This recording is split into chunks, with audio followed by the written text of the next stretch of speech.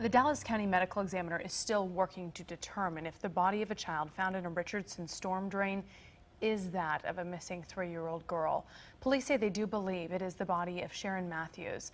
The discovery was made yesterday morning about a half-mile from where Sherin's father says he left her outside at 3 a.m. on October 7th as punishment. So police are really not disclosing details, but they did say information from their investigation led them to that location.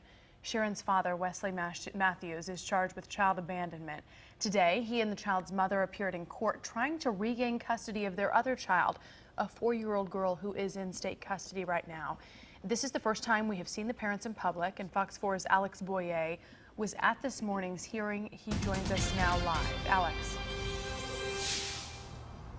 Jenny, and pretty uneventful hearing today. It lasted all of 5 minutes. The judge ended up resetting that hearing for 3 weeks from today because Wesley Mathews claims he hasn't had time to hire an attorney to represent him in this civil case. Now, take a look at video of Wesley Mathews entering the courtroom earlier today. Now, he was flanked by his criminal defense team. They are representing him on that child abandonment charge you mentioned, for which he is currently out on bond. Now, Wesley ignored repeated questions from reporters.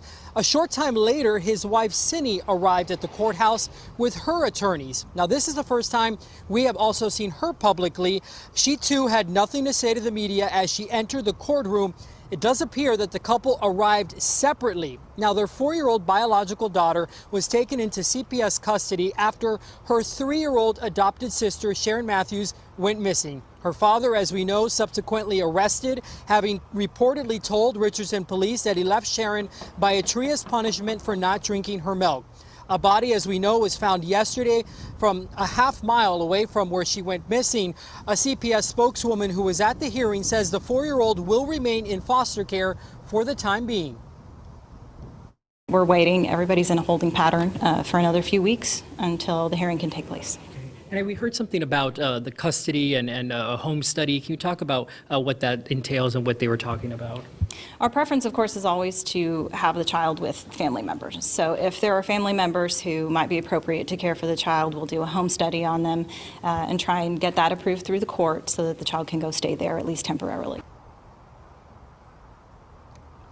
And during that brief hearing, we did learn that there are family members in Fort Bend County who are willing to care for the 4-year-old girl. CPS will do a home study and make a recommendation to the judge, possibly at that next hearing, which has been set for November 13th at 9 a.m.